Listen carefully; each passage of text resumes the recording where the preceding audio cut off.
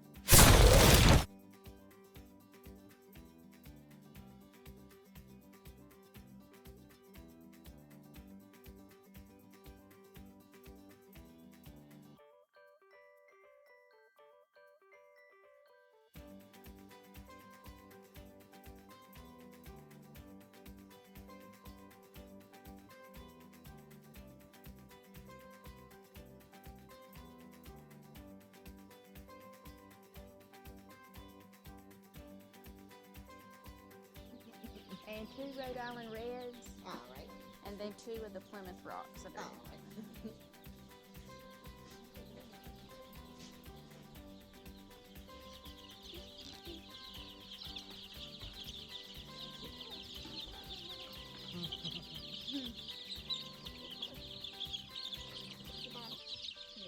So that was a Plymouth Rock, right? Uh-huh. Okay. I'm experienced with the Rhode Island Reds. They're good layers. Mm-hmm.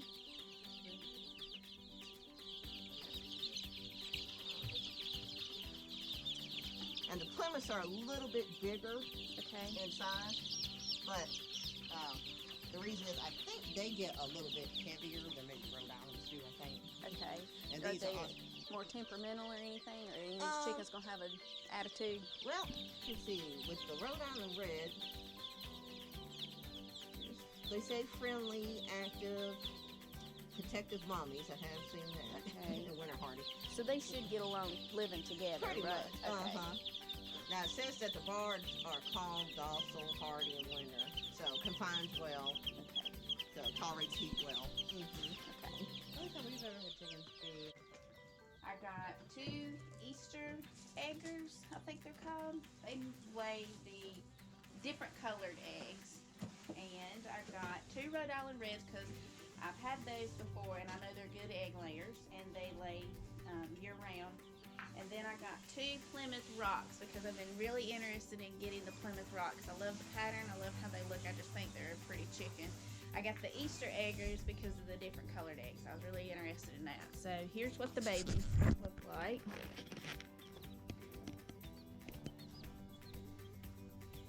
So that's how they come home. And they ride real good. They just chirp and chirp and they're pretty happy in there.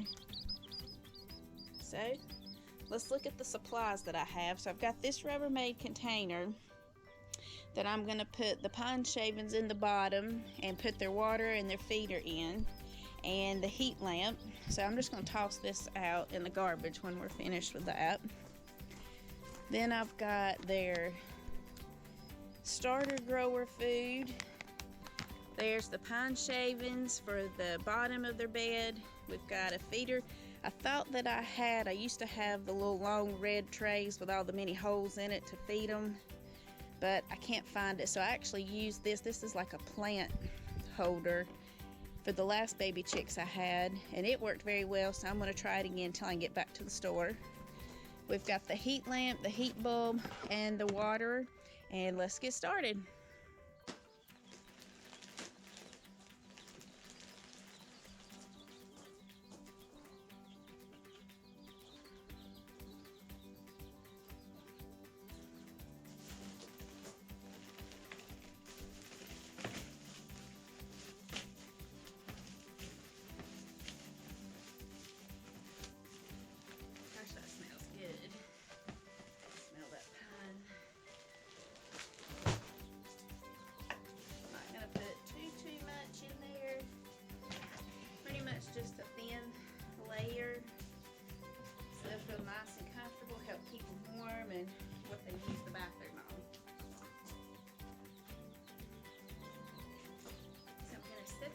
chicks in there.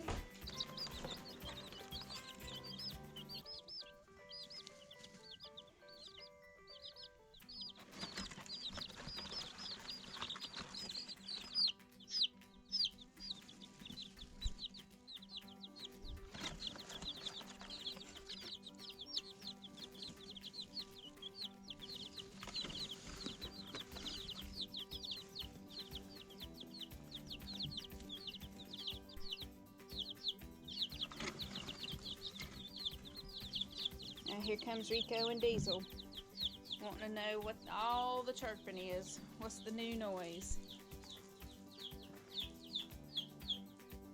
What's that, Rico? Huh? What's that? What's that noise? What's that noise? You gonna sing? Sing! Sing! Sing some more! You hear it, Lily? You hear it? Sing!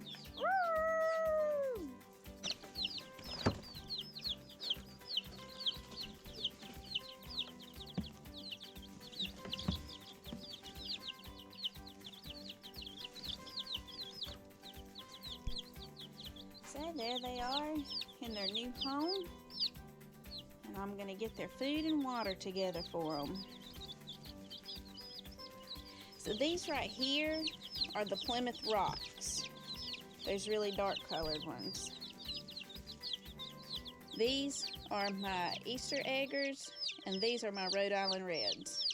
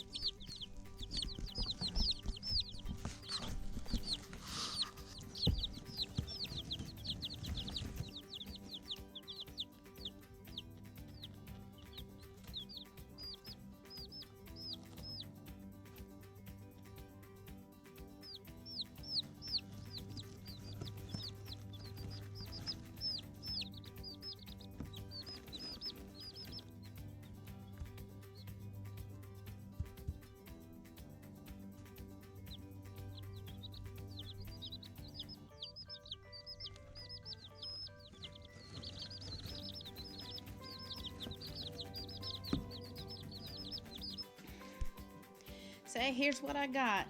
My little chickadee house until they get older. They've got their heat lamp. It feels good in there. It's nice and warm. They've got water. They've got food. We've got one sitting in the food dish and one ready to get in, I think. And so, yeah, this is the way that I've done this before when I've had baby chicks, and it's worked out really well. So I'm going to leave them for a little while, and I'll come back and check on them a couple of times before bedtime, and then, you know, keep a check on them periodically each day as they grow up. Once my baby chicks get older, here in probably just 2-3 weeks, I will clean this cage out. This is what I've kept baby chicks in before as they grow up, before they go in the coop. And we've had like baby rabbits in this before, so it just needs cleaning up before I get the babies in there. And this is a good way for them to start being able to move around some more. I'm still able to keep them under a heat lamp. Those are just some old food dishes, so I will use the move over the feeders that they have into this cage and just relocate them over here once they get some age on them.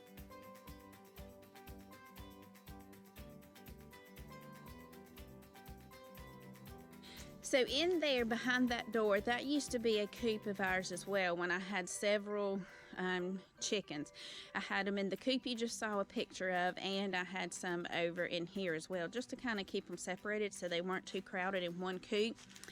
And we actually also used to have a bull mastiff, and she would sleep in there and stay in there at times too. Most of the time she just ran free, but she did stay in here some, and yeah, she broke out one day. She got mad or something and just tore her way through this fencing. So that's what I mean by it's going to need some modifications to get it fixed up, but it's not going to take much. And those are just bags of old drink cans that we have used up that need to go to the recycling center. That's where the chickens are going to go eventually once they grow up. I've got 6 babies right now that we're going to put in there once we get this coop up to date a little bit. And I have on hand the old fencing that we used for the chicken run that we used to have in the old coop. So I'm sure we'll be using that again as well to give them some run to run around in. But I'll be showing you that progress as it comes along.